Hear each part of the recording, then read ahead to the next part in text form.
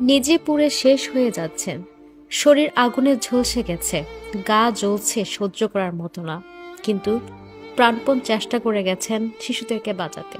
চাইলে নিজেকে রক্ষা করতে পারতেন, কিন্তু রেখে গেলেন বেঁচে থাকা একদল শিশু। হ্যাঁ দর্শক, আমি বলছি শহীদ শিক্ষক মেহরিন চৌধুরীর কথা, যিনি শিশুদেরকে বাঁচাতে গিয়ে নিজে ৮০% পুড়ে না ফেরার দেশে চলে গেছেন। ইন্না লিল্লাহি ওয়া ইন্না ইলাইহি রাজিউন। আমরা বলি শিক্ষক হচ্ছে জাতির ভবিষ্যৎ নির্মাতা, কিন্তু আজ এক শিক্ষিকা প্রমাণ করলেন তারা শুধু ভবিষ্যৎ গড়েন না, প্রয়োজনে জীবন দিয়ে সেই ভবিষ্যৎকে রক্ষা করেন।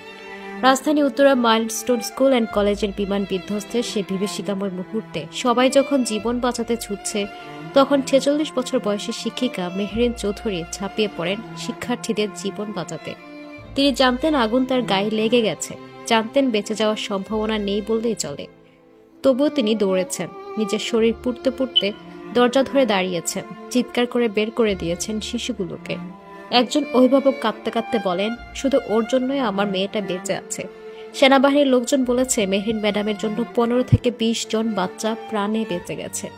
এই কণ্ঠ কাঁদছে কৃতজ্ঞতায়, আর পুরো জাতি কাঁদছে এক অকুতোভয় শহীদ শিক্ষিকার আত্মত্যাগে। একজন বোন, একজন মা, একজন দেশমাতৃকার কন্যা মেহরিনের ভাই মুনাফ মুজিব ফেসবুকে লিখেন, আমার বড় বোন চলে গেছে, সে আমাকে মায়ের মতো মানুষ করেছে। একজন ভাইয়ের হৃদয় ভেঙে চূর্ণ বিচূর্ণ হয়ে গেছে, যিনি শুধু একজন আপু ছিলেন না, ছিলেন জীবনের পথ প্রদর্শক। তার স্বামী মনসুর হেলাল বলেন, ওর পা থেকে মাথা পর্যন্ত পুড়ে গিয়েছিল, তবুও লাইফ সাপোর্টে নেওয়ার আগে বলেছে, আমি নিজে বের হচ্ছিলাম, তখন বিমানটা পড়ে, আমি দগ্ধ হয়েছি, কিন্তু বাচ্চাদের আগে বের করেছি। জানেন কে এ কথা বলতে পারে? যে শিক্ষকতা করেন পেশা হিসেবে নয়, মায়ের হৃদয় নিয়ে। বাবা মায়ের পরে শিক্ষকের স্থান আজ আবার তা মনে করিয়ে দিয়েছেন মেহরিন ম্যাডাম, যিনি জানতেন আগুন নিভে যাবে, জীবন নিভে যাবে, কিন্তু বাচ্চাদের চোখে যেন ভবিষ্যতের আলো না নিভে যায়, সেজন্য নিজের জীবনটা বিলিয়ে দিলেন।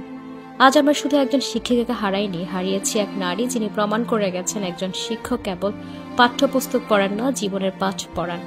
মেহরিন চৌধুরী নামটি ইতিহাসে লেখা থাকবে সোনালী অক্ষরে, একজন মমতাময়ী মায়ের, একজন দৃঢ়চিত্ত যোদ্ধার, একজন শহীদ শিক্ষিকার নাম হিসাবে। শ্রদ্ধা, ভালোবাসা ও কৃতজ্ঞতায় চিরস্মরণীয় থাকবেন আপনি ম্যাডাম, যিনি নিজে আগুনে জ্বলেছিলেন আর নিষ্পাপ প্রাণগুলোকে বাঁচাতে ছুটে গিয়েছিলেন। প্রসঙ্গত ২১শে জুলাইয়ের দুপুরটা যেন বাংলাদেশের ইতিহাসে কালো অক্ষরে লেখা এক বিকেল।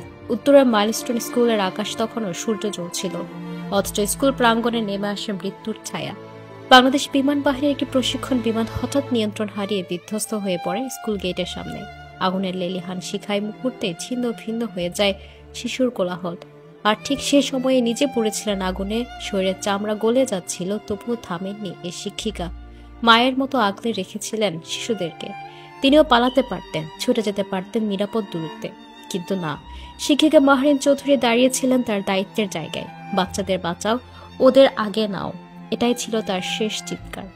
আগুনের লেলিহান শিখা তাকে ঘিরে ফেললেও তিনি এক একটা শিশুকে ধাক্কা দিয়ে সরিয়ে দিচ্ছিলেন, তাদের রক্ষা করছিলেন নিজের শরীর দিয়ে। ৮০% দগ্ধ শরীর নিয়ে জীবন মৃত্যুর সন্ধিক্ষণে লড়াই করে না ফেরার দেশে চলে যান তিনি। ঢাকা মেডিকেল কলেজের বার্ন ইউনিটে লাইফ সাপোর্টে তিনি মারা যান। স্বামী বলেন, ও নিজের শরীর পুড়েছিল, কিন্তু বাচ্চাদের দিকে তাকিয়েছিল, শুধু বলেছে ওদের জন্য কিছু না হয়। এই জাতীয় অনেক শিক্ষক দেখেছে, অনেক সাহসিকতা দেখেছে, কিন্তু এমন দৃশ্য কতটা দেখা গেছে? নিজে আগুনে জ্বলতে জ্বলতে নিষ্পাপ শিশুদের বাঁচানোর এই দৃশ্য এ কেবল মহানুভবতার উদাহরণ নয়, এটা এক মায়ের, এক শিক্ষিকার, এক বীর নারীর চরম আত্মত্যাগ। আমরা সারা জীবন আপনাকে মনে রাখবো। আল্লাহ তাআলা আপনাকে জান্নাতের উচ্চস্থান দান করুক, আমিন। দর্শক, ভিডিওটি শেয়ার করে দিন এবং তার জন্য দোয়া করতে ভুলবেন না।